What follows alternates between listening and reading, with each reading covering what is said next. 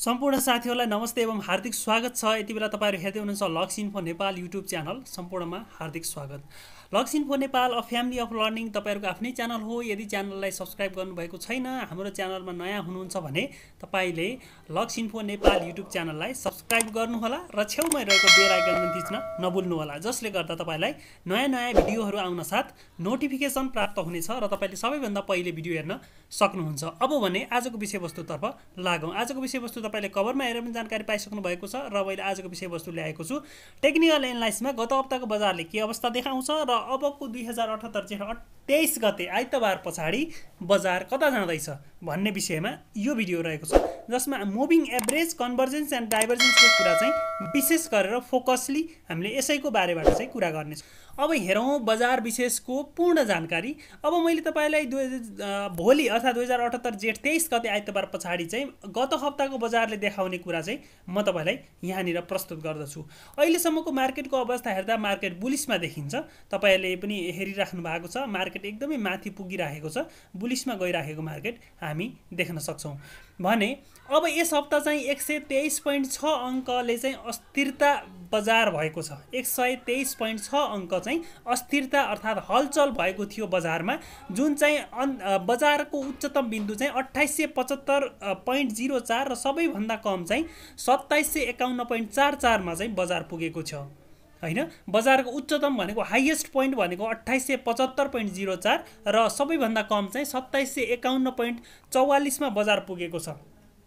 यसरी बजार पुग्दा चाहिँ के हुन्छ भने हाम्रो यो जुन बजारले देखाउने 123.6 अङ्क अस्थिरता भनेको चाहिँ तपाईले 2875.04 बाट 2751 घटाउनु भयो, सबैभन्दा हाईएस्टबाट लोएस्ट घटाउनु भयो भने 123 पोइन्ट चाहिँ तलमाथि देखिरहेको थियो। यो हप्ताभरिको इन्डिकेटर हो है, यो दिनको हैन, यो हप्ताभरिको इन्डिकेटरले देखाउने कुरा हो। अर्को छ यस ट्रेडिङ, यसमा चाहिँ यस ट्रेडिङ साताको नेप्सी सूचकाङ्क चाहिँ 41.37 बिन्दु अर्थात् 1.47% अघिल्लो साताको भन्दा 1.47% ले वृद्धि भएर 41.37 बिन्दु चाहिँ प्लस पोइन्ट भएको थियो है।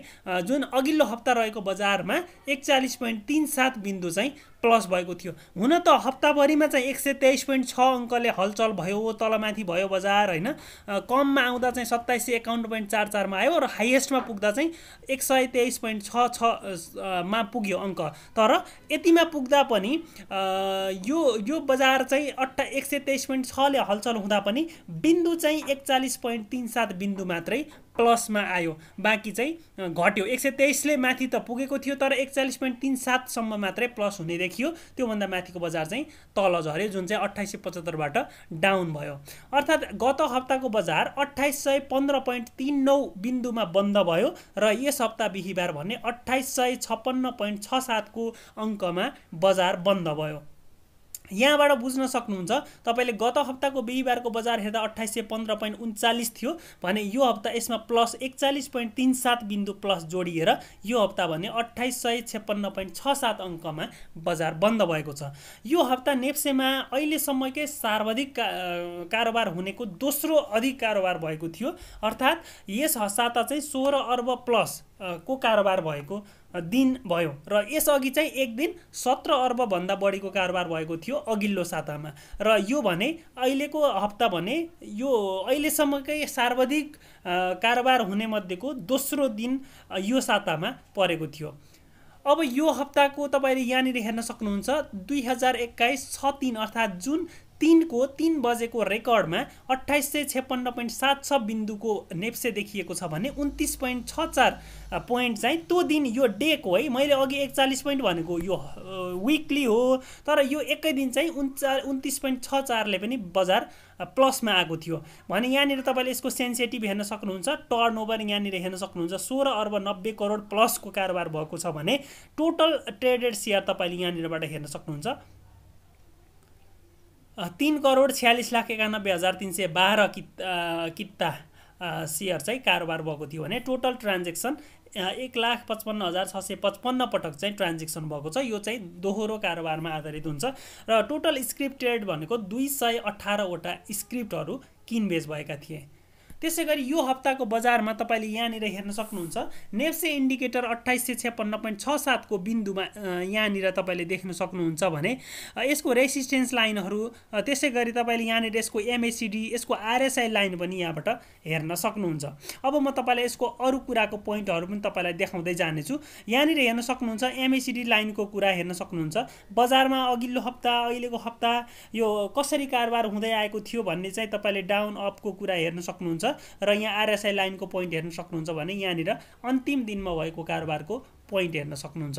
अब हेरौं सापेक्ष शक्ति सूचकांक अर्थात रिलेटिभ स्ट्रेन्थ इन्डेक्स भनेको RSI लाइन भन्छौं। सापेक्ष शक्ति सूचकांक एक गति 0 र 100 बीच चाहिँ मापन गर्ने गरिन्छ भने अहिले सापेक्ष शक्ति सूचकांक रिलेटिभ स्ट्रेन्थ इन्डेक्स भनेको 68.17 स्तरमा छ, जुन चाहिँ परम्परागत रूपमा RSI 70 भन्दा माथि हुँदा ओभरबाउट र 30 भन्दा तल हुँदा चाहिँ ओभरसोल्ड मानिन्छ। यसमा गत हप्ता भने यो यहाँ मिस्टेक भएको छ 28.6 अहिलेको मात्रै यहाँ हेरौं।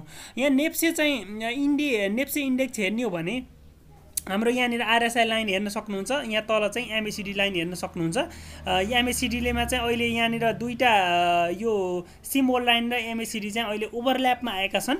RSI लाइन भने यहाँबाट हेर्न सक्नुहुन्छ। त्यसैगरी अब अर्को हेरौं औसत कन्भर्जेन्स र डाइभर्जेन्स MACD को कुरामा चाहिँ MACD लाइन नीलो र संकेत लाइन रातो रेखा सकारात्मक क्षेत्रमा छन् अर्थात पोजिटिभली देखिएका छन्। MACD लाइन र संकेत लाइन इन्डिकेटर लाइन ओभरल्याप्समा छन्। यसले बजार तल या माथि जाने भन्ने निर्णय लिन नसकिने हुन्छ। समग्रमा हिस्टोग्रामले भने प्लस पोइन्ट देखाएको छ हैन, हिस्टोग्राम सकारात्मक क्षेत्रमा छ, त्यसैले बजार चाहिँ अझै पनि माथि जान सक्ने भनेर हामी भन्न सक्छौं। यहाँनिर हेर्न सक्नुहुन्छ। अब म त्यही कुरा तपाईलाई यहाँबाट देखाउँछु। कहाँनिर भने RSI लाइनको कुरा यहाँ भयो, MACD को कुरा हेर्नु होला। जबकि यहाँनिर पुग्दा चाहिँ बजार के भयो थियो, यहाँनिर पुगेपछि बजार डाउन भएको थियो र यहाँनिरसम्म चाहिँ डाउन भएको थियो भने यहाँनिरबाट फेरि बजार अप भएको थियो। अप भएर अहिले चाहिँ यहाँनिर के भएको छ, अहिले चाहिँ ओभरल्यापमा छ। तर यहाँको हाम्रो हिस्टोग्राम हेर्ने हो भने यहाँनिर तल तल तल तल छ हिस्टोग्राम हैन, यहाँनिर अप छ, यहाँनिर तल छ, यहाँनिर अप छ। यो हिस्टोग्रामको हिस्ट्री अर्थात यसले चाहिँ के जनाउँछ भने बजार अझै पनि केहीसम्म चाहिँ माथि जाने संकेत देखिन्छ है त। अर्को हेरौं सपोर्ट एन्ड रेसिस्टेन्स लेभलको कुराले चाहिँ के जनाउँछ हैन। नेक्स्ट ट्रेडिङ पोइन्टको लागि चाहिँ के जनाउँछ, पिभट पोइन्ट चाहिँ अहिलेको 2827 मा आएर इन्ड भएको छ। पिभट पोइन्ट चाहिँ यो मानिन्छ। त्यसैगरी तपाईको फर्स्ट रेसिस्टेन्स लेभल चाहिँ 2903 मा आएको छ। फर्स्ट रेसिस्टेन्स चाहिँ 2903 यो अन्तिम हप्ताको बजारले देखाउने कुरा हो। फर्स्ट रेसिस्टेन्स 2903 मा छ भने यसको सपोर्ट चाहिँ 2779 मा रहेको छ। त्यसैगरी सेकेन्ड रेसिस्टेन्स चाहिँ 2951 छ र सेकेन्ड सपोर्ट चाहिँ 2703 छ भने थर्ड रेसिस्टेन्स 3013 सम्म पुग्ने देखिन्छ भने सपोर्ट लेभल 2641 सम्म हुन सक्छ। त्यसैले अहिले चाहिँ मार्केट 2641 भन्दा निकै तल आयो भने यो भन्दा जाँदैन। तर अहिलेको हाम्रो इन्डिकेटरले के जनाउँछ भने 2827 पोइन्ट सम्म चाहिँ माथि पुगिसकेको बजार चाहिँ अहिलेको हप्ता 2760 देखि 72 सम्म मात्रै तल झर्न सक्छ भन्ने देखिन्छ। यो हप्ताको बजार बढ्ने संकेत चाहिँ केही पोजिटिभ छ। यो हप्तामा बजारले गत हप्ताको रेसिस्टेन्स लेभललाई ब्रेक गरेकोले चाहिँ अहिले पुनः 2760 अघिल्लो हप्ता पनि 2760 तिरको लेभल चाहिँ थियो र अहिले चाहिँ 2760 72 तिर सम्म आउन सक्ने देखिन्छ। न्यूनतम आयो भने हैन, अधिकतम त तपाईले थाहा पाइसक्नुभयो। अब यहाँनिर गत हप्तामा भएको नेप्से र अन्य सूचकहरुको परिवर्तन चाहिँ कसरी भयो त्यसको बारेमा हेर्नुहोस्। नेप्से चाहिँ 2856.76 अंकमा आयो। लास्ट विक चाहिँ 2815.39 मा थियो, जुन चाहिँ अहिले बढेर 41.37 अंकले बढेको छ भने 1.47% ले बढेको छ। अब यसको चाहिँ तपाईले यो विभिन्न सेक्टरहरुको चाहिँ यो सब इन्डेक्सहरु हेर्न सक्नुहुन्छ। जस्तो यहाँनिर बैंकिङको बढ्यो कि घट्यो, बैंकिङको 2.71 ले बढ्यो। सबैभन्दा बढी चाहिँ डेभलपमेन्ट बैंक र फाइनान्सले बढेको छ। यहाँनिर हेर्न सक्नुहुन्छ सबैभन्दा बढी त अझ डेभलपमेन्ट के रे फाइनान्स बढेको रहेछ 17.67 अंकले बढेको छ भने डेभलपमेन्ट बैंक चाहिँ 17.40 ले मात्रै बढेको छ। लगभग डेभलपमेन्ट बैंक र फाइनान्सहरु एकै रेशियोले बढेका छन्। अबको पटकमा हेरौं यो हप्ता के हुन्छ। त्यसैगरी बैंकिङ सेक्टर चाहिँ तपाईको 2.71 ले बढेको छ। डेभलपमेन्ट बैंक र फाइनान्स चाहिँ 17 पोइन्टले चाहिँ प्रतिशतले चाहिँ माथि गएका छन् भने हाइड्रो पावर चाहिँ 4% तल झरेको छ। लाइफ इन्स्योरेन्सको इन्डिकेटर पनि इन्डेक्स पनि तल झरेको छ। त्यसैगरी चाहिँ तपाईको इन्भेस्टमेन्टको इन्डेक्स पनि तल झरेको छ र ट्रेडिङको सेक्टरको इन्डेक्स पनि सबैभन्दा तल चाहिँ ट्रेडिङ सेक्टरको इन्डेक्स तल झरेको छ। यहाँनिर हेर्न सक्नुहुन्छ। तपाईले हेर्दाखेरि चाहिँ यो पोइन्ट चेन्ज चेन्ज भन्दा पनि पर्सेन्ट चेन्जले हेर्नु होला। पर्सेन्टमा चाहिँ इन्डिकेटर तपाईँको यो पोइन्ट चाहिँ अब कुनैको हाई छ कुनैको लो छ, त्यो कारणले चाहिँ तलमाथि हुनसक्छ। तर तपाईँ पर्सेन्टको आधारमा हेर्नु भने तपाईँले ट्रेडिङको इन्डेक्सहरू सजिलैसँग तलमाथि भएको थाहा पाउन सक्नुहुन्छ। गत हप्ता चाहिँ सबैभन्दा बढी गेन गर्ने मुख्य कम्पनीहरू हेरौँ। सबैभन्दा बढी चाहिँ एलबिबिएल अर्थात् लुम्बिनी विकास ब्याङ्क लिमिटेडले चाहिँ 342 अङ्क ओपनिङ राख्यो र क्लोजिङ चाहिँ 496 मा पुग्दा चाहिँ 154 अङ्कले बढेको थियो, जुन चाहिँ पर्सेन्टको आधारमा मात्रै हेर्ने गरिन्छ। अरू अन्य कम्पनीहरू चाहिँ धेरै अङ्कले बढेका होलान्, तर हाम्रो यो पर्सेन्टको आधारमा हेर्दा चाहिँ 45.03% चाहिँ लुम्बिनी विकास ब्याङ्क बढेको छ। त्यसै गरी जियुएफएल बढेको छ, यो चाहिँ 1020 सम्म पुगेको रहेछ, 43.26% चाहिँ यो बढेको छ।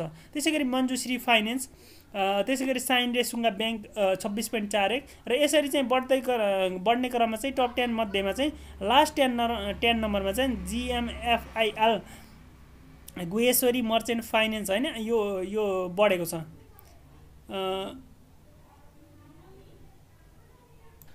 यसरी चाहिँ टप 10 मा यो आएको छ, जुन चाहिँ 18.60 ले बढेको छ। अब अर्को हेरौँ, यो हप्तामा सबैभन्दा बढी लस गर्ने अर्थात् सबैभन्दा घटेका कम्पनी हेरौँ। सबैभन्दा बढी चाहिँ पर्सेन्टको आधारमा एमएचएनएल घटेको छ, माउन्टेन हाइड्रो, त्यसै गरी माउन्टेन हाइड्रो नेपाल भन्ने चाहिँ घटेको छ भने दोस्रोमा बरुड घटेको छ 14.71 ले। त्यसै गरी अर्को एसडिएलबिएसएल घटेको छ, साधना लघुवित्त होला।